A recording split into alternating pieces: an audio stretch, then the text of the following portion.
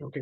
So, మనకి SAP అనగానే మనకి చెప్పా గదా! ఎస్ఏపీ సాఫ్ట్‌వేర్‌ని మనం బిజినెస్ పర్పస్ కోసం యూజ్ చేస్తాం. అంటే ఏదైనా ఒక బిజినెస్ ఒక కంపెనీ స్టార్ట్ చేసినప్పుడు బిజినెస్ ట్రాన్సాక్షన్ కోసము, బిజినెస్ ఆపరేషన్స్ కోసము, end to end business operations అన్నీ కూడా మనం ఎస్ఏపీ సాఫ్ట్‌వేర్ ద్వారా కంట్రోల్ చేయొచ్చు అని చెప్పి చెప్పుకున్నాం. ఓకే. సో, ఏమేమి ఏరియాస్ ఉంటాయి? జనరల్‌గా ఏమేమి ఏరియాస్ ఉంటాయి?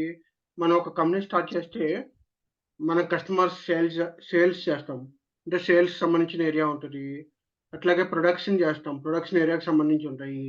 హెచ్ఆర్ ఉంటది. హెచ్ఆర్‌కి సంబంధించిన ఏరియాస్ ఉంటాయి. క్వాలిటీ మేనేజ్‌మెంట్ క్వాలిటీకి సంబంధించినవి ఉంటాయి. వేర్‌హౌస్ మేనేజ్‌మెంట్ వేర్‌హౌస్‌కి సంబంధించినయి. ఇట్లా డిఫరెంట్‌గా అరౌండ్ మనకి ఓకే. ఇప్పుడు మనకి అరౌండ్ 100 పైగా ఏరియాస్ ఉన్నాయి. Okay. So, each and every ఏరియాని మనం ఎస్ఏపీలో ఎలా అంటామంటే మాడ్యూల్ అంటాం. Okay.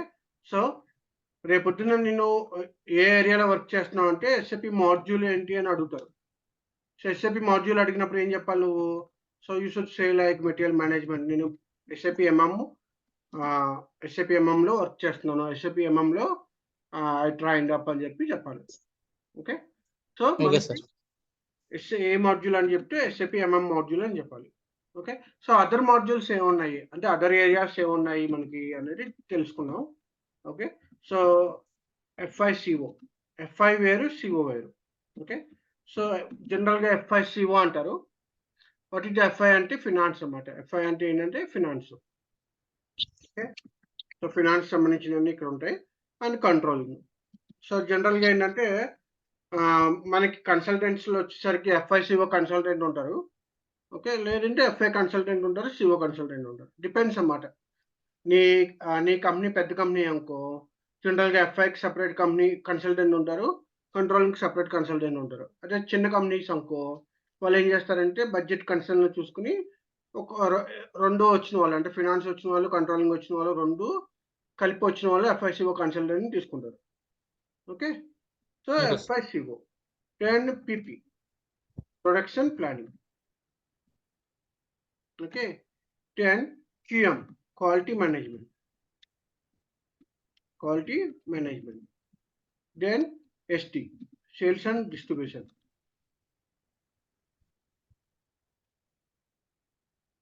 Okay, sales and distribution. Material management. Okay, material management. WM, warehouse management. Okay, 10 PM, plant maintenance. Okay, 10 PS, project systems. Okay, okay, then HR. Okay, HR, SAP HR సంబంధించిన human resource. Okay. So, ఇట్లాగా వీటిని ఈ modules వచ్చి very important. ఇయి కాకుండా వేరే modules కూడా ఉన్నాయి. ఏంటి? APO. Okay. Advance planning optimisation. Okay. HCM. HRM అని ఉంటది. హెచ్‌సీఎం అని ఉంటది. ఎస్‌సీఎం అని ఉంటది. ఓకే. ఎస్‌ఆర్ఎం అని ఉంటది. ఓకే. సీఆర్ఎం అని ఉంటది. ఓకే. లైక్ చాలా వస్తాయన్నమాట. అట్లాగా చాలా చాలా మనకి మాడ్యూల్స్ ఉన్నాయన్నమాట. 100 పైగా మాడ్యూల్స్ ఉన్నాయి. ఓకే. సో, ఇప్పుడు ఈడబ్ల్యూఎం అని ఒకటుంటది. ఓకే. అట్లాగే డిఫరెంట్‌గా చాలా మాడ్యూల్స్ ఉంటాయి. ఓకే. సో, మనకి జనరల్‌గా ఈ మాడ్యూల్స్‌లో మనం ఎక్కువ ఎ చాలా కంపెనీస్‌లో ఎక్కువ యూజ్ చేసేదేంటంటే ఎఫ్ఐ ఒకటి యూజ్ చేస్తారు. ఓకే. సీఓ ఒకటి యూజ్ చేస్తారు. అండ్ ఎంఎం ఒకటి యూజ్ చేస్తారు బాగా. అండ్ ఎస్టీ మాడ్యూల్ ఒకటి బాగా యూజ్ చేస్తారు. ఓకే. అదర్ మాడ్యూల్స్ అనేది ఇట్ డిపెండ్స్ బిజినెస్ ప్రాసెస్ బట్టి. ఇప్పుడు నేను చూడు ఇన్ కేస్ నాకు ప్రొడక్షన్ లేదు. నేను జస్ట్ ట్రేడింగ్ చేస్తున్నా. నా కంపెనీ ఏం చేస్తది జస్ట్ కొంటది, అమ్ముతది. ఓకే. అంటే ఏంటి? నేను అమెజాన్‌లో ఏం చేస్తారు? వాళ్ళు దగ్గరున్న ఎవరైతే రిటైల్ ఉంటారో హోల్‌సేల్ అమ్మేవాళ్ళు ఉంటారో వాళ్ళ దగ్గర నుంచి తెచ్చుకొని కస్టమర్‌కి డిస్పాచ్ చేస్తారు. సో, వీళ్ళేమో ఓన్‌గా ప్రొడక్షన్ చేయరు అమెజాన్ వాళ్ళు. సో, ఇట్స్ లైక్ ట్రాన్స్‌పోర్ట్ అన్నమాట. So, it's like A trading business. అలాంటప్పుడు ప్రొడక్షన్ ప్లానింగ్ అనేది అవసరం లేదు. ఓకే. అలాగే క్వాలిటీ మేనేజ్‌మెంట్. క్వాలిటీ మేనేజ్‌మెంట్ ఏంటి? ఇప్పుడు నేను ఫార్మా అనుకో, ఫార్మా కానీ, లేకపోతే కెమికల్స్ కానీ, లేకపోతే ఫుడ్‌కి సంబంధించింది కానీ, అలాంటి చోటున నాకు క్వాలిటీ చాలా ఇంపార్టెంట్. ఈ క్వాలిటీ లేకుండా క్వాలిటీ మేనేజ్‌మెంట్, క్వాలిటీ వెరిఫికేషన్ చేయకుండా నేను పంపించను. బట్ అన్ని కేసెస్‌లో క్వాలిటీ అవసరం లేదు. Okay. It depends my business process. ఏంటంటే నేను ఒక అమౌంట్ స్పెండ్ చేస్తున్నానంటే, ఒక మాడ్యూల్ ఇంప్లిమెంట్ చేస్తున్నా అంటే దాని యొక్క మనకి నెసెసరీ తెలుసుకోవాలి. తెలుసుకోవాలి. సో, అన్ని మాడ్యూల్స్ మనకు అక్కర్లేదు. Yeah! Sorry? Okay. Any questions? Shiva ఏమైనా క్వెషన్స్ ఉన్నాయా?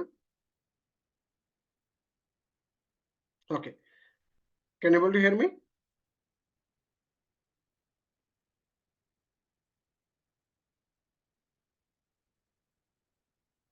Shiva?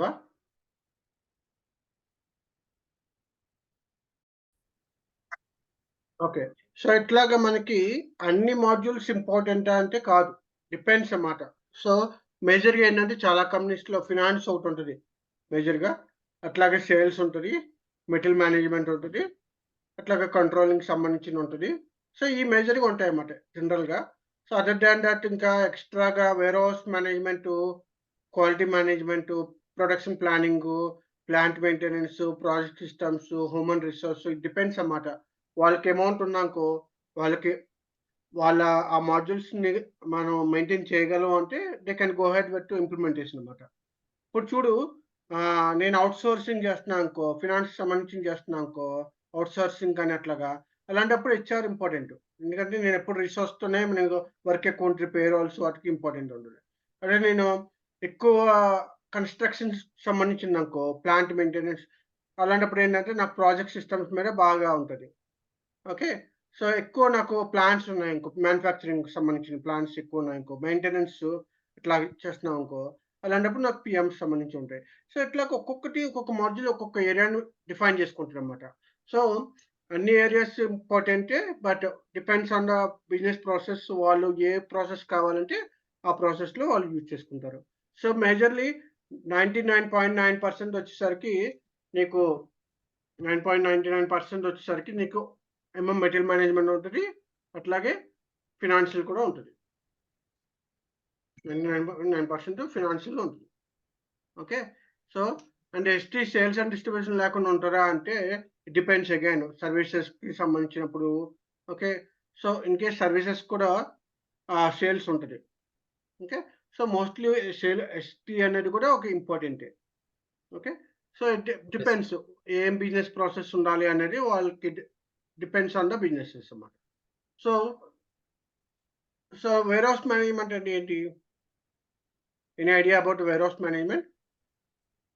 So, warehouse management అంటే ఏంటంటే ఫార్మా స్టోరేజ్. కానీ, లేకపోతే కెమికల్స్ కానీ, ఓకే. ఇట్లాగా చిన్న చిన్న స్క్రూస్ ఉన్నాయి.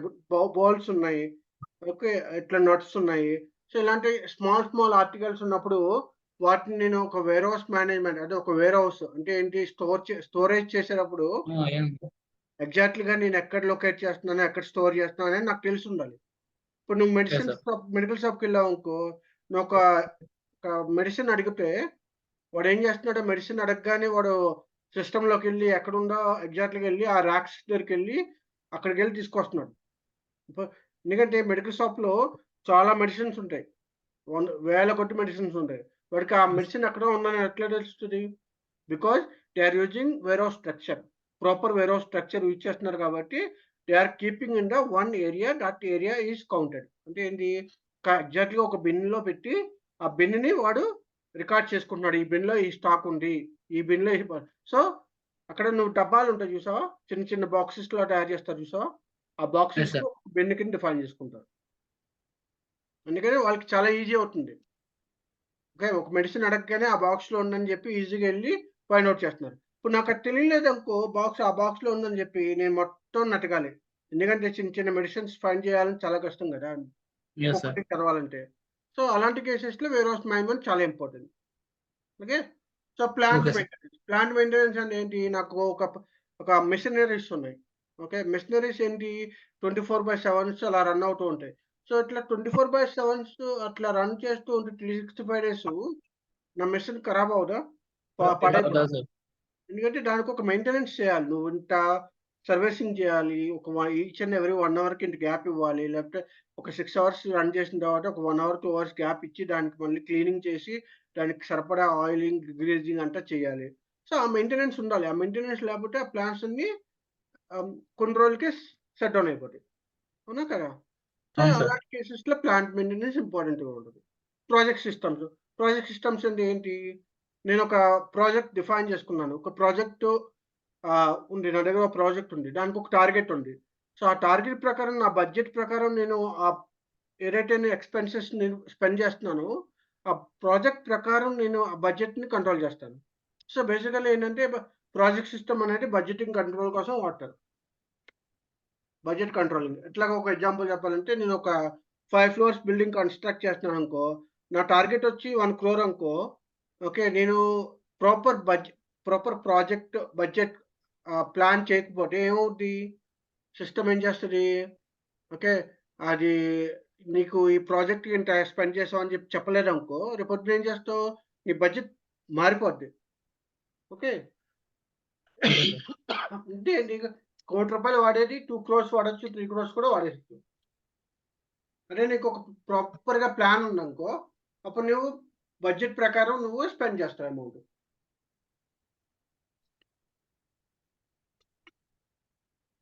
సో, ఆ బడ్జెట్‌ని నువ్వు కంట్రోల్ చేయాలంటే నీకో ప్రాజెక్ట్ సిస్టమ్ ఉండాలి.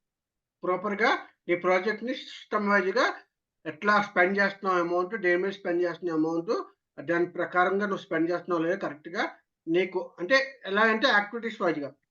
ఇప్పుడు నేను 5 ఫ్లోర్స్ బిల్డింగ్ ఉందనుకో, ఓకే. సో, 5 ఫ్లోర్స్ బిల్డింగ్‌లో నేనేం చేస్తాను, ఫ ఓకే.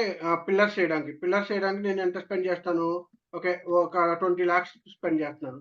ఓకే. అట్లాగా first floor, first floor complete అయ్యేసరికి ఎంత అమౌంట్ నేను అనుకుంటున్నాను, ఇట్లాగే 50,00,000 అనుకో. మేబీ 20,00,000 అనుకో. అట్లాగా నేను ప్లాన్ చేస్తామాట. సెకండ్ ఫ్లోర్‌కి ఒక 30,00,000, ఓకే. థర్డ్ ఫ్లోర్‌కి ఒక 10,00,000, ఫిఫ్త్ ఫ్లోర్‌కొచ్చి ఒక 10,00,000 అట్లా స్పెండ్ చేస్తున్నామాట. సో, ఇది నా బడ్జెట్ కంట్రోల్ అనమాట. నేను ఎప్పుడైతే ఎంత అమౌంట్ స్పెండ్ చేసి అది ఆ ఫ్లోర్ కంప్లీట్ అయ్యేసరికి ఎంత స్పెండ్ చేశాను నేను అమౌంట్ అంతా బడ్జెట్ చేసుకోవచ్చు. సో, దాన్ని ప్రాజెక్ట్ సిస్టమ్ అంటారు. సో, అట్లాగా నీకొక ప్రాజెక్ట్‌ని డిఫైన్ చేసుకొని నువ్వు అట్లా కంట్రోల్ చేసుకోవచ్చనమాట. వర్క్ బ్రేక్ డౌన్ సిస్టమ్స్‌ని డివైడ్ చేసుకోవచ్చు.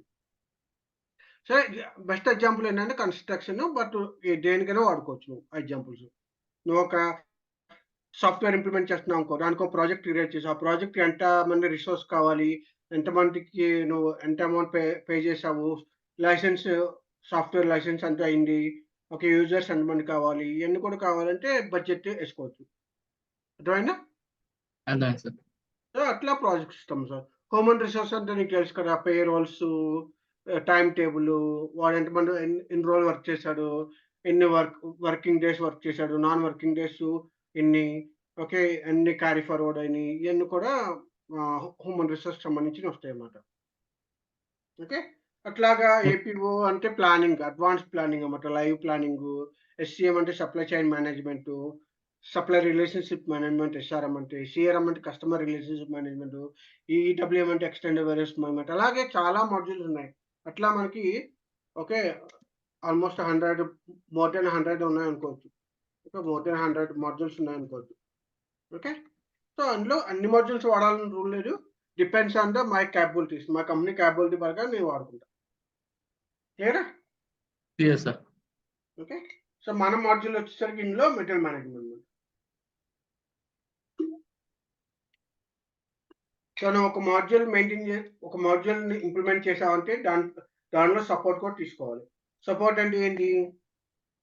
నాకొక టికెట్స్ వస్తున్నాయి. రెగ్యులర్‌గా టికెట్స్ వస్తున్నాయి నాకు. అంటే ఇష్యూస్ వస్తున్నాయి. దాన్ని ఎవరో ఒకళ్ళు హ్యాండిల్ చేయాలి కదా! ఎవరు హ్యాండిల్ యెస్. చేస్తారు? కన్సల్టెంట్. అంటే నీలాగా రేపు వర్క్ చేసేవాళ్ళు వాళ్ళు హ్యాండిల్ చేస్తారు. వాళ్ళు సపోర్ట్ చేస్తారన్నమాట. ఓకేనా? Okay sir. క్లియరా? సో, అట్లాగా క్లియర్ సార్. డిఫరెంట్ మాడ్యూల్స్ అన్నమాట. డిఫరెంట్ మాడ్యూల్స్‌కి డిఫరెంట్ కన్సల్టెంట్. సో, దీన్ని ఎట్లా డివైడ్ చేస్తారంటే, మనకి వర్కింగ్ స్టైల్‌లో వచ్చేసరికి ఫంక్షనల్ కన్సల్టెంట్ అంటారు. ఓకే. అట్లాగే టెక్నికల్ కన్సల్టెంట్ అంటారు. ఓకే. సో, ఫంక్షనల్ కన్సల్టెంట్ అంటే ఏంటంటే, కంపెనీ యొక్క బిజినెస్ ప్రాసెస్ ప్రకారం డిజైన్ చేసి, దానికి స్టాండర్డ్ బిహేవియర్ ప్రకారము, స్టాండర్డ్ ప్రాసెస్ ప్రకారము కాన్ఫిగరేషన్ చేసి, దాన్ని సెటప్ చేసి యూజర్‌కి సపోర్ట్ చేయడము. ఓకే. సో, ఫంక్షనాలిటీ వైస్‌గా ఏదైనా వస్తే దాన్ని ఫంక్షనల్ కన్సల్టెంట్ చేస్తారు. టెక్నికల్ కన్సల్టెంట్ అంటే ఏంటంటే, ఇన్ కేస్ ఇఫ్ ఏదైనా ప్రోగ్రామ్ లెవెల్‌లో దే నీడ్ సమ్ రిస్ట్రిక్షన్. అంటే ఇప్పుడు నాకు ఒక పీఓ క్రియేట్ చేస్తున్నాను. పీఓ స్టాండర్డ్ పీఓ వచ్చి నేను బై యూజింగ్ స్టాండర్డ్ ప్రొసీజర్ నేను యూజ్ చేసి క్రియేట్ చేయగలను. కానీ మై బిజినెస్ ఏముంది? మా యూజర్స్ ఏమన్నారు? నాకు ఇలా కాదు. నాకు సమ్ కంట్రోల్ కావాలి. సమ్ రిస్ట్రిక్షన్ కావాలి అని చెప్పారు. సో, సమ్ రిస్ట్రిక్షన్స్ కావాలన్నప్పుడు ఏమైంది? ఓకే. సో, నేను టెక్నికల్ కన్సల్టెంట్‌ని అడిగామాట. నా అబాపర్ అంటే కోడ్ క్రియేట్ చేసేవాళ్ళు, కోడ్ డిజైన్ చేసేవాళ్ళు, కోడ్ రిస్ట్రిక్షన్ చేసేవాళ్ళని అబాపర్స్ అంటారు. ఓకే. సో, అబాప్ అంటే టెక్నికల్ కన్సల్టెంట్ అన్నమాట. వాడేం చేశాడంటే, ఇట్లా కోడ్ నేను రిస్ట్రిక్ట్ చేయగలను. ఇట్లాగా లాజిక్ రాస్తాను. లాజిక్ రాస్తే అది రిస్ట్రిక్ట్ అవుద్ది అని చెప్పాడు. సో, అయి ఆ కోడ్ లెవెల్‌లో డిజైన్ చేసేది వేరు. పైన మన ఫంక్షనాలిటీస్ చెక్ చేసి దాన్ని వర్క్ అవుతుందా లేదా? యూజర్స్ సూటబుల్‌గా అవుతుందా? రిక్వైర్మెంట్ ఏంటనేది ఫైండ్ ఔట్ చేసేది డిఫరెంట్. ఓకేనా? అయితే మనం ఫంక్షనల్ కన్సల్టెన్సీ మాత్రమే సాల్వ్ చేస్తామా సార్? మనం ఇప్పుడు మెటీరియల్ మేనేజ్మెంట్ అంటే ఫంక్షనల్ కన్సల్టెంట్.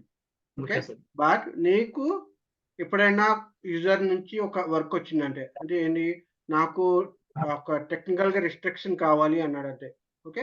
అప్పుడు నువ్వు అబాప్ కన్సల్టెంట్ హెల్ప్ తీసుకోవాలి. ఓకే. ఒకే ఒక పర్సన్ అన్ని మాడ్యూల్స్‌తో వర్క్ చేసేది ఎవరంటే ABAPer. ABAPer he doing the code restrictions, code modifications. Okay. అలాగే ఓకే కొత్త సార్. రిపోర్ట్స్ క్రియేట్ చేయాలన్నా, ఏదైనా కస్టమైజ్డ్ రిపోర్ట్స్ క్రియేట్ చేయాలన్నా, కస్టమైజ్డ్ ప్రోగ్రామ్స్ క్రియేట్ చేయాలన్నా, కస్టమైజ్డ్ రిస్ట్రిక్షన్స్ చేయాలన్నా ప్రాసెస్‌లో ఇయన్నీ కూడా అబాపర్ ద్వారా చేయొచ్చు. ఓకేనా? Okay sir. ఓకే. సో, ఇయన్నీ కూడా మనకి రియల్ టైమ్‌లో ఎళ్ళినప్పుడు ఎలా ఉంటదంటే, ఫంక్షనల్ కన్సల్టెంట్ వేరు, టెక్నికల్ కన్సల్టెంట్ వేరు. ఓకే. సో, ఫంక్షనల్ కన్సల్టెంట్ అంటే ఆహ్, front of the client. Okay. Who performing okay. Who supporting and who performing that is the functional consultant. అంటే మనం, మనం డైరెక్ట్‌గా యూజర్స్‌తో కనెక్ట్ అవుతాం. మనం డైరెక్ట్‌గా బిజినెస్‌తో కనెక్ట్ అవుతాము. వాళ్ళ రిక్వైర్మెంట్ ఏంటి అని మనం గ్యాదర్ చేస్తాము. మనం సపోర్ట్ చేస్తాము. వాళ్ళకి సంబంధం లేదు. బిజినెస్ యూజర్‌కి టెక్నికల్ కన్సల్టెంట్‌తో సంబంధం లేదు. ఎందుకంటే వాళ్ళు డైరెక్ట్‌గా అబాపర్‌తో కనెక్ట్ అవ్వరు. వాళ్ళు మనతో కనెక్ట్ అవుతారు. మనం అబాపర్‌తో కనెక్ట్ అయ్యి, అబాపర్‌కి రిక్వైర్మెంట్ ఇచ్చి, ఇట్లా మా క్లయింట్ ఇలా అడిగాడు. ఈ రిక్వైర్మెంట్ చెక్ చేసి చెప్పవా? వర్క్ అవుతదా లేదా? ఇలా రిస్ట్రిక్షన్ కావాలి, ఇది కావాలని చెప్పి మనం ఆ ఇన్ఫర్మేషన్ ఇస్తాం. క్లియరా? Clear sir. సో, బిజినెస్ యూజర్స్‌తో కానీ, బిజినెస్ క్లయింట్స్‌తో కానీ కనెక్ట్ అయ్యేది ఫంక్షనల్ కన్సల్టెంట్. ఓకే. సో, జనరల్‌గా ఇప్పుడు ఎట్లా ఉంటదంటే, ఇప్పుడు పైన మనం ఇయన్నీ ఫంక్షనల్ మాడ్యూల్స్ అని చెప్పుకున్నాం గదా! ఓకే. మనం టెక్నికల్‌గా చెప్పుకోవాలంటే అబాప్ అని ఒక టెక్నికల్ కన్సల్టెంట్ అంటాం. Okay. He is a technical consultant. ABAP ఒకటే ఉందా సార్? లేదు చెప్తాను. Technical consultant. సో, మనకి ఇంకా బేసిస్ కన్సల్టెంట్ అని ఉంటాడు. ఓకే. బేసిస్. Basis consultant. ఈ బేసిస్ కన్సల్టెంట్ ఏం చేస్తాడంటే, ఈ సిస్టమ్ సెటప్ చేయడం గానీ, సర్వర్స్ సెటప్ చేయడం గానీ, సర్వర్ మెయింటెనెన్స్ చేయడం గానీ, ఓకే. ఓకే. ఇట్లాగా ఏదైతే నీకు ల్యాండ్‌స్కేప్ వైస్‌గా. అంటే ల్యాండ్‌స్కేప్ అంటే ఏంటి? నీకు development servers, production servers, quality servers ఇట్లా క్రియేట్ చేసి ఇవ్వడము. దానికి ఓకే. రిస్ట్రిక్షన్స్ కానీ, దానికి పెర్ఫార్మన్స్ ఇష్యూస్ వస్తే దాని యొక్క మెమరీ ఇంక్రీజ్ చేయడము. ఓకే. ఇట్లాగా ఏదైతే మనకి ల్యాండ్‌స్కేప్ సంబంధించి వస్తదో, సర్వర్‌కి సంబంధించినవి వస్తాయో అయన్నీ కూడా బేసిస్ కన్సల్టెంట్ చూసుకుంటాడు. ఓకే. సో, ఇప్పుడు నేనొక ఎస్ఏపీ సాఫ్ట్‌వేర్ యూజ్ చేయాలనుకుంటున్నా. సో, స్టార్టింగ్ నేనేం జేస్తాను, నాకు ఏ వెర్షన్ కావాలి, ఏ అప్‌గ్రేడ్ కావాలి, ఏ సాఫ్ట్‌వేర్ కావాలి, ఎంతమంది లైసెన్స్ కావాలి, ఓకే. దానికి ఎంత జీబీ కావాలి, ఎంత మెమరీ కావాలి, ఎట్లా పార్టిషన్ చేయాలి నా సర్వర్‌ని, ఇయన్నీ కూడా చూసుకునేది బేసిస్ అన్నమాట. ఓకేనా? Okay sir. ఓకే. ఇది కాకుండా మనకి సెక్యూరిటీ అని ఉంటది. Security consultant. Okay. Security GRC okay. Plus GRC అంటారు. సెక్యూరిటీ అని ఉండొచ్చు. ప్లస్ జీఆర్‌సీ కూడా ఉండొచ్చు. ఓకే. గవర్నెన్స్. సో, ఈ సెక్యూరిటీ వాళ్ళు ఏం చేస్తారంటే ఆహ్, రిస్ట్రిక్ట్ చేస్తారు. ఏం రిస్ట్రిక్ట్ చేస్తారు? ఓకే. నువ్వు యూజర్ లెవెల్ ఇప్పుడు నేను ఉన్నారు, నాకు యూజర్స్ ఉన్నారు. నాకు యూజర్స్ ఎవరున్నారు? ప్రొడక్షన్ యూజర్స్ ఉన్నారు, ప్రొడక్షన్ ప్లానింగ్ యూజర్స్ ఉన్నారు. అట్లాగే మెటీరియల్ మేనేజ్మెంట్ సంబంధించిన పర్చేసింగ్ యూజర్స్ ఉంటారు, ప్రొక్యూర్మెంట్ యూజర్స్ ఉన్నారు. అట్లాగే ఇన్వెంటరీకి సంబంధించిన యూజర్స్ ఉన్నారు.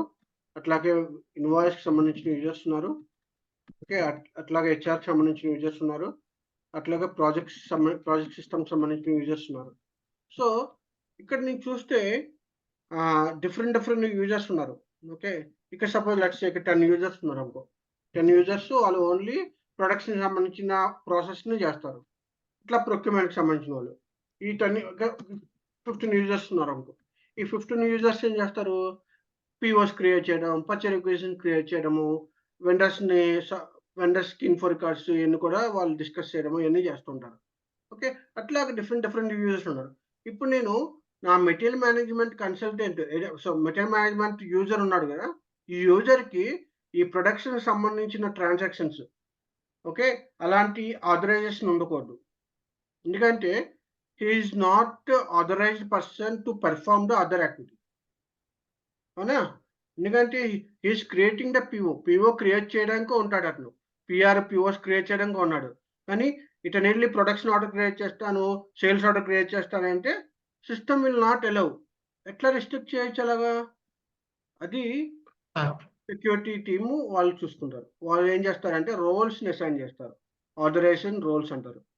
సో పర్టికులర్ పర్సన్కి ఏం ఆథరైజేషన్ ఇవ్వాలి, ఏం ఆథరైజేషన్ ఇవ్వకూడదు, రిస్ట్రిక్షన్ చేయాలి అనేది వాళ్ళు ఆథరైజేషన్ రోల్స్ ద్వారా వాళ్ళు రిస్ట్రిక్ట్ చేస్తారు. పిఆర్ అంటే ప్రొడక్షన్ రిక్వైర్మెంటా సార్? పిఆర్ అంటే purchase requisition.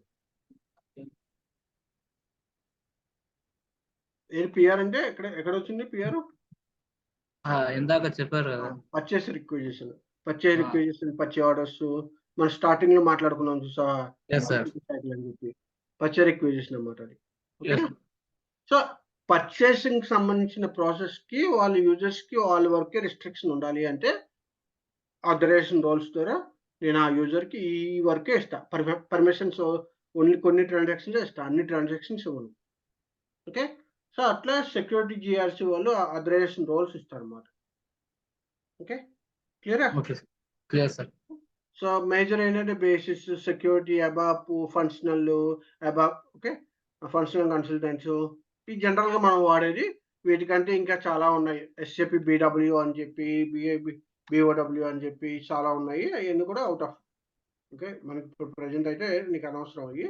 SAP BO, business objects, business warehousing ఇవన్నీ కూడా ఏంటంటే రిపోర్టింగ్ పర్పస్. నీకు నన్ను చెప్పాను చూసావా, హనా డేటాబేస్లో మనకి ఈ రిపోర్టింగ్ పై డయాగ్రామ్స్లో కానీ లేకపోతే బార్ కోడ్స్లో కానీ కావాలంటే ఇచ్చారు. బట్ ఇంతకుముందు ఈసీసీలో సపరేట్గా ఎస్ఏపి బిడబ్ల్యూ సిస్టమ్ ఉండేది. ఈ డేటాను అంతా అందులో పుల్ చేసి ఎస్ఏపి బిడబ్ల్యూ వాళ్ళు రిపోర్ట్ని జనరేట్ చేసేవాళ్ళు అని చెప్పాను కదా. సో ఎస్ఏపి బిడబ్ల్యూ అనేది సపరేట్ అగైన్ వేరే మాడ్యూల్ అన్నమాట. ఓకేనా? క్లియరా? సో ఇట్లా చాలా మాడ్యూల్స్ ఉంటాయి. వీటిలో నీకు బాగా నేర్చుకోవాల్సింది ఏంటంటే ఇట్లాగా ఫినాన్స్ అంటే ఏంటి, కంట్రోలింగ్ అంటే ఏంటి, ఎస్టీ అంటే ఏంటి, జస్ట్ అండర్స్టాండింగ్ అన్నమాట. రేపొద్దున నువ్వు రియల్ టైంలోకి వెళ్ళినప్పుడు ఒక మాడ్యూల్ వచ్చి నీతో డిస్కషన్ చేస్తున్నాడు అనుకో, నీకు ఐడియా ఉండాలి. ఓకే, ఏంటి అతను ఏం చేస్తాడు, అతని దగ్గర ఉన్న కంట్రోల్స్ ఏంటి. ఓకే, ఎందుకంటే నీ దాంట్లోంచి అతనికి ప్రాబ్లం రావచ్చు, అతని ప్రాసెస్లోంచి నీ ప్రాసెస్ ప్రాబ్లం రావచ్చు. సో నువ్వు కనెక్ట్ అయినప్పుడు నీకు ఐడియా ఉండాలి. సో జనరల్ ఫినాన్స్ వాళ్ళు ఎలాంటి యాక్టివిటీస్ చేస్తారు, కంట్రోలింగ్ వాళ్ళు ఎలాంటి యాక్టివిటీస్ చేస్తారు, ఎస్టీ వాళ్ళకి ఎలాంటి యాక్టివిటీస్ చేస్తారు అనేది జస్ట్ ఐడియా ఉండాలి. ఓకే, సో గోయింగ్ ఫార్వర్డ్ ఏంటంటే నీకు అలా అవి ఐడియా వస్తాయి. ఏంటంటే ఫినాన్స్ వాళ్ళు ఏం చేస్తారు ఏంటనేది మనం మాట్లాడుకున్నప్పుడు డిస్కస్ చేసుకున్నాం ఎంఎం ప్రాసెస్లో. ఓకేనా? Okay sir. క్లియరా? సో ఇది మాడ్యూల్స్, డిఫరెంట్ మాడ్యూల్స్ ఉంటాయి అన్నమాట ఇట్లా. ఓకే, సో నా ఇప్పుడు నేను మెటీరియల్ మేనేజ్మెంట్ గురించి మాట్లాడతాను. ఓకే, సో మెటీరియల్ మేనేజ్మెంట్ మాట్లాడినప్పుడు నీకు చెప్పా కదా, మెటీరియల్ మేనేజ్మెంట్లో మనకి 3 పార్ట్స్ ఉంటాయని చెప్పాను. ఏం పార్ట్స్ ఉంటాయి? 3 పార్ట్స్. డేటాబేస్ ఒకటి, కాదు. మెటీరియల్ మేనేజ్మెంట్‌లో ఎస్ఏపీ సిస్టమ్‌లో గాని అడుగుతుంది. మెటీరియల్ మేనేజ్మెంట్‌లో మనం 3 ఏరియాస్‌ని కవర్ చేస్తాం. 3 ఏరియాస్‌ని కవర్ చేస్తాం. ఏం ఏరియాస్ అయ్యి? Procurement sir. Yeah! Procurement, purchasing related, inventory management and controlling, invoice verification. Okay. So, రేపొద్దున నువ్వు ఎప్పుడైనా ఒక ఇంటర్వ్యూకి వెళ్ళినప్పుడు కానీ, లేకపోతే ఇట్లాగా ఎక్కడైనా వర్క్ చేయడానికి వెళ్ళినప్పుడు వాళ్ళు అడుగుతారన్నమాట. So, which area you are strong? Material మేనేజ్మెంట్‌లో which area you are strong అంటే డిపెండ్స్. నీకు ఏ ప్రాసెస్ బాగా వచ్చు అని అడుగుతారన్నమాట. అంటే నువ్వు ప్రొక్యూర్‌మెంట్‌లో స్ట్రాంగా? లేకపోతే ఇన్వెంటరీలో హ్యాండ్లింగ్‌లో స్ట్రాంగా? లేకపోతే ఇన్వాయిస్ వెరిఫికేషన్‌లో స్ట్రాంగా అని అడుగుతారన్నమాట. సో, ప్రొక్రూట్మెంట్ బేసికల్‌గా అంటే ఏంటి ఏంటంటే సార్? మనకి సారీ? ప్రొక్రూట్మెంట్ అంటే ఏంటి? ప్రొక్యూర్‌మెంట్? ప్రొక్రూట్మెంట్ అంటే వర్క్ ఏం జరుగుతది? ప్రొక్యూర్‌మెంట్ అంటే పర్చేసింగ్ అమ్మా. Purchasing. Purchasing, procurement both are same. Okay okay. Sir. Okay. So, buyer సంబంధించినమాట. బయింగ్ సంబంధించిన బయింగ్ సంబంధించింది, బయర్‌కి సంబంధించిన ఆల్ ఇన్ఫర్మేషన్ అన్నమాట ఇది. ఇట్లా. ఓకే. ఇన్వాయిస్ అంటే వెరిఫికేషన్ చేసేది. వెండర్ ఇన్వాయిస్ వెరిఫికేషన్ అంటే ఏంటంటే నీకు గూడ్స్ వచ్చిన తర్వాత ఇన్వాయిస్ వస్తది కదా! వెండర్ నుంచి వెండర్ ఇన్వాయిస్ ఉంటది కదా! ఆ వెండర్ ఇన్వాయిస్‌ని వెరిఫై చేయడం. ఓకే. కంట్రోలింగ్ అంటే కాస్ట్ కంట్రోలింగ్ అదే కదా sir? Not cost control, inventory control. నేను చెప్పా కదా! ఇప్పుడు నాకు నా దగ్గర 1000 స్టాక్ వచ్చిందబ్బా! ఇప్పుడు నా దగ్గర ఆ! 1000 క్వాంటిటీ స్టాక్ వచ్చింది. బట్ నాకేంటంటే మల్టిపుల్ రిక్వైర్మెంట్స్ ఉన్నాయి. ఓకే. మల్టిపుల్ రిక్వైర్మెంట్స్ ఉన్నాయి. ఎందుకంటే ఈ ప్రొడక్ట్ నాకు చాలా డిమాండ్. మల్టిపుల్ రిక్వైర్మెంట్స్ ఉన్నాయి. ఎట్లా కంట్రోల్ చేస్తావు దాన్ని? ఓకే. Okay sir. ఒక్కళ్ళకి ఇచ్చేస్తావా అన్ని 1000 క్వాంటిటీ? లేకపోతే first in first out use చేస్తావా? లేకపోతే ఇట్లా పార్టిషన్ చేసి కొద్ది కొద్దిగా డిస్ట్రిబ్యూట్ చేస్తావా? అట్లా కంట్రోలింగ్ అన్నమాట. ఓకే. ఎవరెవరికి ఇస్తావా ఏంటనేది. ఓకేనా? Okay sir. క్లియరా? Clear sir. సో, మనం మెటీరియల్ మేనేజ్మెంట్‌లోకి వచ్చేసరికి మనం ఈ 3 ఏరియాస్‌ని కవర్ చేస్తామన్నమాట. Procurement, inventory and invoice verification. So, మనం గోయింగ్ ఫార్వర్డ్ ఏంటంటే మేజర్‌లీగా మనం ఈ వీటి మీద కాన్సంట్రేట్ చేస్తాం. Procurement, inventory, invoice verification. సరే, కమింగ్ టు ద ప్రొక్యూర్‌మెంట్. ఏముంటాయి యాక్చువల్‌గా ప్రొక్యూర్‌మెంట్ అంటే ఏంటి? అంటే రా మెటీరియల్ బై చేస్తాం. హ్మ్. సో, ప్రొక్యూర్‌మెంట్ అంటే ఏంటంటే it's kind of buying the product. Okay. By the product. Okay. So, by the product. ఈ ఒక ప్రొడక్ట్‌ని కొనాలి అంటే ఓకే. నీకు కావాల్సిన సమాచారం ఏంటి? ఓకే. నీకు కావాల్సిన ఇన్ఫర్మేషను, తర్వాత నువ్వే పర్చేస్ చేసేటప్పుడు ఎలాంటి కండిషన్స్ ఫాలో అవుతావు? ఎలాంటి డిస్కషన్స్ చేస్తావు? నెగోషియేషన్సు, ఓకే. అగ్రీమెంట్సు, ఓకే. ఇయన్నీ కూడా ఈ ప్రొక్యూర్‌మెంట్‌లో వస్తాయన్నమాట. పర్చేసింగ్. ఎందుకంటే ఇది ఇంత సింపుల్ కాదు. ఎందుకంటే ఇప్పుడు నువ్వు కొనే ప్రతి వస్తువు మీద నీకు లాభం ఉంటది. ఎందుకంటే ఇప్పుడు నువ్వు రూ. 1000 పెట్టాల్సిన చోట రూ. 990 పెట్టావనుకో, ఆ రూ. 10 నీకు ప్రాఫిట్‌లో చూపిస్తది. ప్రొడక్షన్ చేసిన తర్వాత. అవునా? యెస్. ఇప్పుడు నువ్వు రూ. Yes 1000 sir. పెట్టాల్సిన చోట 1200 పెట్టి కొన్నావనుకో, ఓకే. సో, ఆ ప్రొడక్షన్ మీద ఇంపాక్ట్ అయ్యి అది ఫినిష్డ్ గూడ్స్ కాస్ట్ పెరుగుతది. అవునా? So, yes sir. Purchasing the product is very important. ఎక్కడైనా సరే procuring the product is very important. So, నేను ఒక్కసారి గూడ్స్ కొంటున్నప్పుడు నేను 100 రకాలుగా దానికి ఎంత తగ్గుద్దో ప్రైజు అని చూసుకుంటాను. ఇప్పుడు నేను సపోజ్ నేను ఒక టీవీ కొనాలనుకున్నాననుకో, నేను చూస్తా అన్నమాట. నాకెక్కడ డిస్కౌంట్స్ వస్తున్నాయి? ఎట్లాగా కూపన్ కోడ్స్ దొరుకుతాయి? ఎట్లాగానా ఆహ్, నెగోషియేషన్స్ చేయొచ్చా? ఇయన్నీ కూడా చెక్ చేసుకుంటూ ఉంటా. సో, ఈ ప్రొక్యూర్‌మెంట్‌లో ఇయన్నీ వస్తాయన్నమాట. ఏమొస్తాయి ప్రొక్యూర్‌మెంట్‌లో? ఓకే. బయర్‌తో నెగోషియేషన్స్ వస్తాయి. Okay. Discounts, surcharges, freight conditions, transportations, agreements, long term agreements, short term agreements, okay. And services ఇయన్నీ కూడా డిస్కషన్స్ వస్తాయన్నమాట. ఓకే. ఇయన్నీ ప్రొసీజర్స్ అన్నీ కూడా ఎన్ని స్పెషల్ ప్రొసీజర్స్ ఉంటాయి ప్రొక్యూర్‌మెంట్స్‌లో అయన్నీ కూడా ప్రొక్యూర్‌మెంట్‌లో వస్తాయన్నమాట. Okay. So, procuring the materials అన్నమాట. అది ప్రొక్యూర్‌మెంట్‌లోకొస్తాయి. ఓకే. సో, నువ్వు ఇప్పుడు ఒక పిఆర్ క్రియేట్ చేసిన తర్వాత పర్చేస్ రిక్వెజిషన్ క్రియేట్ చేసిన తర్వాత రిక్వైర్మెంట్. పర్చేస్ రిక్వెజిషన్ అంటే ఏంటి? పర్చేస్ పిఆర్ అంటే ఏంటి? Purchase requisition. పర్చేజ్ సో మీకు రిక్రూట్మెంట్. గుర్తుకుందా పర్చేస్ రిక్వెజిషన్ అంటే ఏం మాట్లాడుకున్నాం మనం? స్టార్టింగ్ లో మాట్లాడుకున్నాం పర్చేస్ రిక్వెజిషన్ అంటే సార్ రిక్వైర్మెంట్ గ్యాదరింగ్. ప్రోడక్ట్ మనకి ఏం Product కావాలి, ఏ స్టాక్ కావాలి, ఏ మెటీరియల్స్ కావాలి అనే రిక్వైర్మెంట్ గ్యాదరింగ్ చేయడం. Yes sir. సో దాన్ని పర్చేస్ రిక్వెజిషన్ అంటారు. ఈ రిక్వైర్మెంట్ వచ్చిన తర్వాత నేను సప్లయర్స్ ని సెలెక్ట్ చేసినప్పుడు నేను నెగోషియేషన్ చేయాలి, ప్రైస్ నెగోషియేషన్స్. ఓకే, ఎందుకంటే మోస్ట్ ప్రాబబుల్ నాకు ఎంత తక్కువగా వస్తుంది, ఎక్కడ ఎంత తక్కువగా వస్తుంది అనేది నేను చూసుకోవాలి కదా. సో ఈ ప్రైస్ నెగోషియేషన్స్, తర్వాత long term agreements. Long term agreements అంటే ఏంటి? ఓకే, నాకు ఈ ప్రోడక్ట్ కంటిన్యూస్గా కావాలి, దీనివల్ల నాకు చాలా రెగ్యులర్ ప్రొడక్షన్ ఎంత పెరుగుతుంది. సో నేనేం చేస్తాను, ఇమీడియట్గా నేను ఒక వెండర్తో సప్లయర్తో చెప్తాను, బాస్ మీ దగ్గర ప్రోడక్ట్ కొనాలనుకుంటున్నాను, నెక్స్ట్ 1 year నేను మీ దగ్గర కొంటాను, 1 yearకి ఒక డీల్ పెట్టుకున్నాము, ఎంత ప్రైస్ పెట్టి మీరు అమ్ముతారు, ఓకే, ఎప్పుడు సప్లై చేయగలరు, ఇన్ని రోజుల్లో సప్లై చేయగలరు, ఇవన్నీ కూడా మనం డిస్కస్ చేస్తాం అన్నమాట. సో ఇవన్నీ లాంగ్ టర్మ్స్ అన్నమాట. లాంగ్ టర్మ్ అగ్రిమెంట్స్లో వచ్చేసరికి కాంట్రాక్ట్స్ తెలుసా? కాంట్రాక్ట్స్. సో కాంట్రాక్ట్స్ అంటే ఏంటి? ఓకే, నేను కాంట్రాక్ట్ ఎలా ఉంటుందంటే, నేను సప్లయర్తో మాట్లాడతా, బాస్ నాకు నెక్స్ట్ 6 months నాకు ఈ స్టాక్ కావాలి, ఈ ప్రైజ్ ఫిక్స్ చేసుకో, ఈ ఫిక్స్ ప్రైస్తోనే నేను స్టాక్ కొంటాను, ఓకే, నాకు ఎప్పుడు కావాలంటే అప్పుడు ఆర్డర్ చేస్తాను, ఈ 6 monthsలో నీ దగ్గర తప్ప బయట ఎక్కడ కొనను. So some times some conditions రాసుకుంటారు అనమాట. సో అట్లా కాంట్రాక్ట్స్ కానీ అగ్రిమెంట్స్, లాంగ్ టర్మ్ అగ్రిమెంట్స్ కానీ ప్రిపేర్ చేసుకుంటారు. సో ఇవన్నీ కూడా డిస్కషన్లోకి వస్తాయి. ఓకే, సో అదే అట్లా కాకుండా సర్వీసెస్, ఏదైనా సర్వీసెస్ కావాలన్నా ఆ సర్వీసెస్ ఏంటి? సర్వీసెస్ అంటే ఏంటి? ఇప్పుడు సపోజ్ ట్రాన్స్‌పోర్టేషన్ ఉందనుకో, ట్రాన్స్‌పోర్టేషన్ వెండర్ ఇప్పుడు నాకు నా ఓన్ వెహికల్స్ లేకపోతే ట్రాన్స్‌పోర్టేషన్ నేనేం చేస్తాను, నా థర్డ్ పార్టీ వెండర్‌కెళ్తాను. అయితే ట్రాన్స్‌పోర్ట్ వెండర్స్ ఉంటారు. ఇట్లాగా ఒక ఎగ్జాంపుల్ చెప్పనా? వీఆర్ఎల్ లాజిస్టిక్స్ ఉందనుకో, వీఆర్ఎల్ లాజిస్టిక్స్ ఏంటి? వాళ్ళు ఒక ఊరు నుంచి ఇంకో ఊరికి గూడ్స్‌ని ట్రాన్స్‌పోర్ట్ చేస్తారు.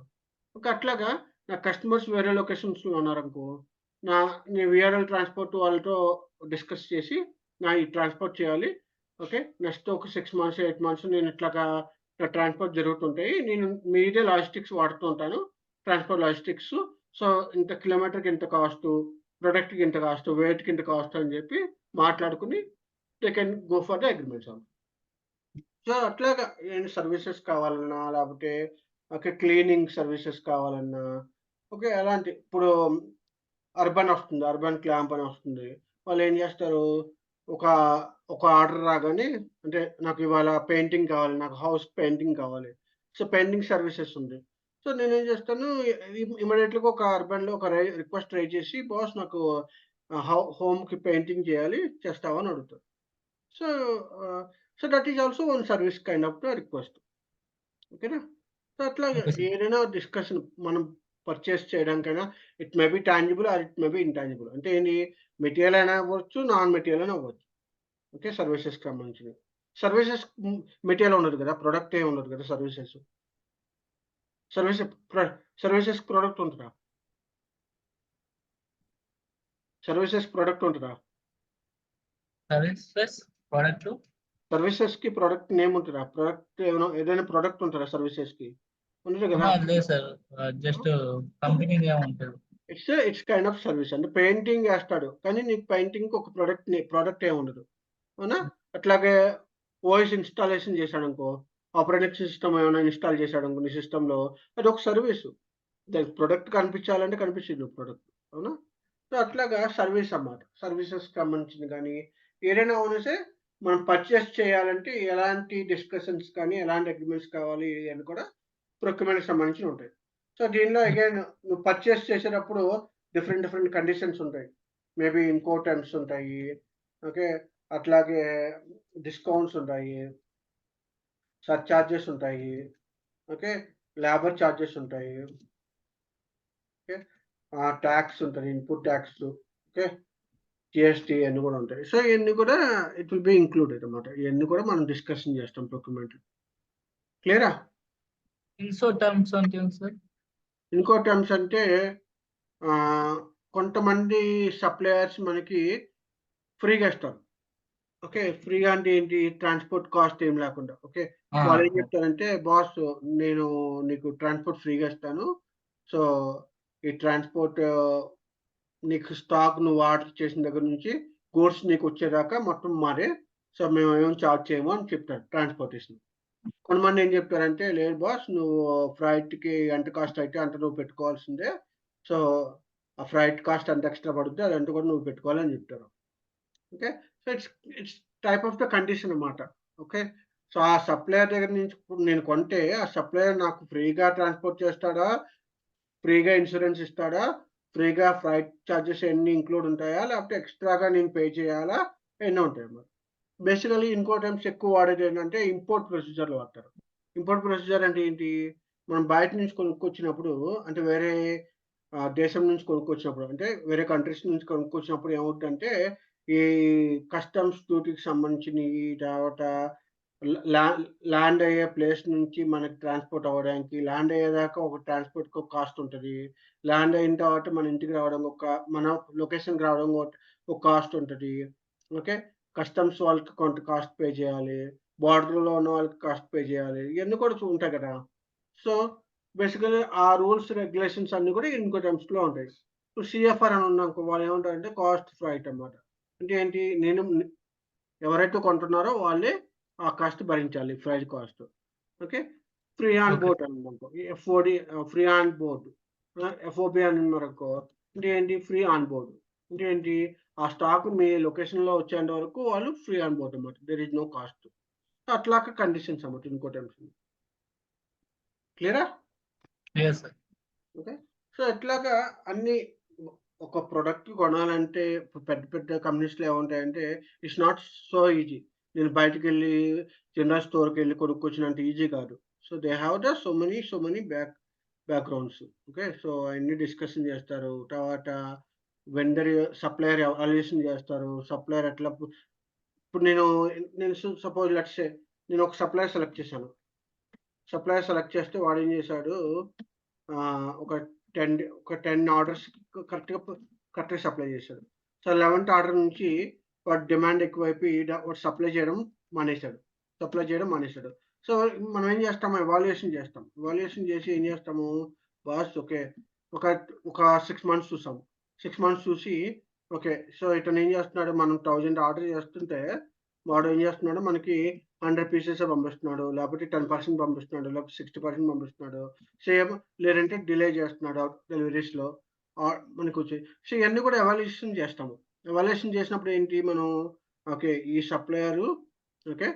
100% నాట్ వర్తబుల్. సో, మనకి 60%, 70% సప్లై చేస్తున్నాడు. సో, ఎప్పుడు మనకి కంప్లెయింట్స్ వస్తున్నాయి. సో, ఈ సప్లయర్ ఎవాల్యుయేషన్స్ కూడా it's part of the purchasing అన్నమాట. ఓకే. Okay sir. క్లియరా? Yes sir. Okay. Now procurement అయిపోయింది కదా! ఇప్పుడు inventory. Inventory management. Inventory management plus handling. Inventory handling, controlling అంటారు. Handling or controlling. సో, ఏంటి ఇన్వెంటరీ మేనేజ్‌మెంట్ అంటే ఏంటి? సో, కొనడం ఎంత ఇంపార్టెంటో, కొనిన తర్వాత స్టాక్ వచ్చిన తర్వాత దాన్ని హ్యాండిల్ చేయడం కూడా చాలా ఇంపార్టెంట్. Very important. ఎందుకు? ఒక ఆన్ టైమ్‌లో నీకు ప్యాకింగ్ కాకపోయినా, ఆన్ టైమ్‌లో ఓకే. డెలివరీ కాకపోయినా, ఆన్ టైమ్‌లో నీకు స్టాక్ రాకపోయినా it's very impacting on the business. అవునా? సో, ఇన్వెంటరీ మేనేజ్‌మెంట్ ఏంటంటే, నాకు స్టాక్ వచ్చిన తర్వాత, నా లొకేషన్‌లో స్టాక్ వచ్చిన తర్వాత how we are handling that. Okay. How we are handling that. Example చెప్తాను చూడు. ఓకే. నాకు నేనేం చేశానంటే I bought that butter. Butter తెలుసు కదా! బటర్. కుకింగ్ బటర్ గాని, బటర్ తెలుసు కదా! Milk butter. Hello! Yes sir. తెలుసు సార్. ఓకే. సో, బటర్ వచ్చేసరికి నేను ఒక 1000 కేజీస్ బటర్ కొన్నానబ్బా! 1000 కేజీస్ బటర్ తీసుకొచ్చి నా లొకేషన్‌లో పెట్టా. ఇప్పుడు ఈ బటర్ తీసుకొచ్చిన నా లొకేషన్‌లో పెట్టి ఒక 3 డేస్ తర్వాత నేను సప్లై చేద్దాం అనుకున్నా. సో ఇక్కడ నేను చేసిన మిస్టేక్ ఏంటంటే ఈ 1000 కేజీస్ బటర్ తీసుకొచ్చి నేను ఓపెన్ ప్లేస్లో పెట్టేశాను లొకేషన్లో. ఓకే. సో ఏమవుద్ది 3 డేస్ తర్వాత చెడిపోతుంది సార్.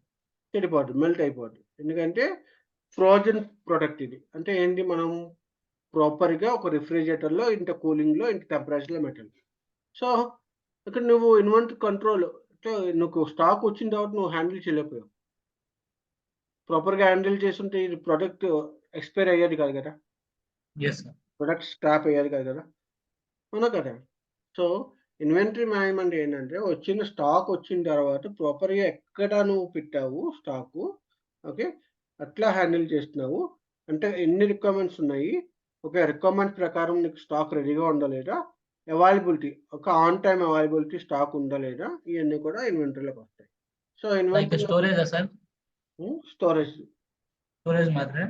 ఇన్వెంటరీ అంటేనే స్టోరేజ్ కదా! ఓకే. స్టాక్ ఇన్వెంటరీ అంటే స్టాక్. స్టాక్ స్టోరేజ్ అన్నమాట. ఓకే. Okay sir. సో ఈ స్టోరేజ్ ఎక్కడ పెడుతున్నావు? ఏ లొకేషన్‌లో పెడుతున్నావు? ఇయన్నీ కూడా వెరీ ఇంపార్టెంట్. ఓకే. సో ఆ తర్వాత వచ్చిన తర్వాత ఇన్ కేస్ ఎక్స్‌పైర్ అయిపోయిన ప్రొడక్ట్స్‌ని నువ్వేం చేస్తున్నావు? స్క్రాప్ చేస్తున్నావా లేదా? ఓకే. Expire yes sir. కాకముందే నువ్వు కస్టమర్స్‌కి పంపిస్తున్నావా లేదా? అంటే ఏంటి? ఇప్పుడు నేను ఒక ప్రొడక్ట్ వచ్చింది 100 కేజీస్ నాకొచ్చింది ఇవాళ. ఓకే. సో రేపు ఒక 100 కేజీస్ వచ్చింది. అట్లాగా నాకు ఒక 1000 కేజీస్ వచ్చినియి. ఒక 10 డేస్ తర్వాత. ఓకే. సో మొత్తం టోటల్‌గా చూసుకుంటే నా దగ్గర 1000 కేజీస్ ఉంది. ఇప్పుడు నేను కస్టమర్‌కి డిస్ట్రిబ్యూట్ చేసేటప్పుడు, కస్టమర్‌కి సప్లై చేసేటప్పుడు, ఓకే. నేను ఏ స్టాక్ పంపిస్తా? లాస్ట్ వచ్చింది చేస్తానా? లేకపోతే ఫస్ట్ వచ్చింది చూస్తానా? ఫస్ట్ వచ్చింది చేస్తాం. ఫస్ట్ వచ్చింది చేయాలి. ఎందుకు? బికాజ్ కస్టమర్‌కి ఫస్ట్ వచ్చింది చేయాలి. ఎందుకంటే కస్టమర్‌కి లాస్ట్ పంపించామనుకో వాడు హ్యాపీగానే ఉంటాడు. కానీ మన దగ్గర ఉన్న ప్రొడక్ట్ మూవ్ కాదు. ఎందుకంటే దానికొక ఎక్స్‌పైరీ డేట్ ఉంటది. ఒక మేబీ 20 యెస్. డేస్ అనో, 30 డేస్ అనో ఎక్స్‌పైర్ అయిపోతూ ఉంటది. So, first in first out ఎట్లా డిస్ట్రిబ్యూట్ చేస్తున్నావు స్టాకు? ఎట్లా హ్యాండిల్ చేస్తున్నావు? ఓకే. ఎట్లాగా ఇన్ కేస్ ఇఫ్ సపోజ్ నాకు 2 ప్లాంట్స్ ఉన్నాయి. ఒక ప్లాంట్ వచ్చి హైదరాబాద్‌లో ఉంది. ఓకే. ఒక ప్లాంట్ వచ్చి బెంగుళూరులో ఉంది. సో, నాకు రిక్వైర్మెంట్ బెంగుళూరులో ఉంది. కానీ నాకు స్టాక్ హైదరాబాద్‌లో వచ్చింది. సో, నీకు స్టాక్ వచ్చిందిగా అని చెప్పి పెట్టుకొని కూర్చుంటే, అది స్టాక్ మూవ్ కాదు కదా! ఎందుకంటే రిక్వైర్మెంట్ వచ్చి బెంగుళూరులో ఉంది. సో, ఇమ్మీడియేట్‌గా ఏం చేయాలి నువ్వు? హైదరాబాద్ నుంచి బెంగుళూరుకి. బెంగుళూరుకి మూవ్ చేయాలి స్టాక్‌ని. సో, స్టాక్ ట్రాన్స్‌పోర్ట్స్ ఎలా చేయాలి? స్టాక్ ఎట్లా హ్యాండిల్ చేయాలి? ఒక లొకేషన్ నుంచి ఇంకో లొకేషన్‌కి ఎట్లా హ్యాండిల్ చేయాలి? ఇయన్నీ కూడా ఇన్వెంటరీలోకి వస్తాయి. ఓకేనా? Okay sir. ప్రొడక్షన్ డిపార్ట్‌మెంట్‌కి ఎంత రిక్వైర్మెంట్ ఉంది? ఇయన్నీ కూడా హ్యాండిల్ చేసుకోవాలి. క్లియరా? Yes sir. సో, అది ఇన్వెంటరీ మేనేజ్‌మెంట్ కిందొస్తది. ఇన్వెంటరీ మేనేజ్‌మెంట్‌లో చాలా ఉంటాయి. స్క్రాపింగ్ ఉంటది, ట్రాన్స్‌ఫర్ పోస్టింగ్ ఉంటది, స్టాక్ ట్రాన్స్‌ఫర్ బిట్వీన్ 2 ప్లాంట్స్ ఉంటాయి, 2 డిఫరెంట్ బ్రాంచెస్ ఉంటాయి, డిఫరెంట్ కంపెనీ కోడ్స్‌కి స్టాక్ ట్రాన్స్‌ఫర్స్ ఉంటాయి, ప్రొడక్షన్ డిపార్ట్‌మెంట్‌కి డిస్ట్రిబ్యూషన్ ఉంటది, సేల్స్ డిస్ట్రిబ్యూషన్ ఉంటది, కస్టమర్ ఇష్యూస్ ఉంటాయి. ఓకే. ఇట్లాగే కాస్ట్ సెంటర్స్‌కి ఇష్యూస్ ఉంటాయి. ఇక చాలా ఉంటాయన్నమాట. ఓకేనా?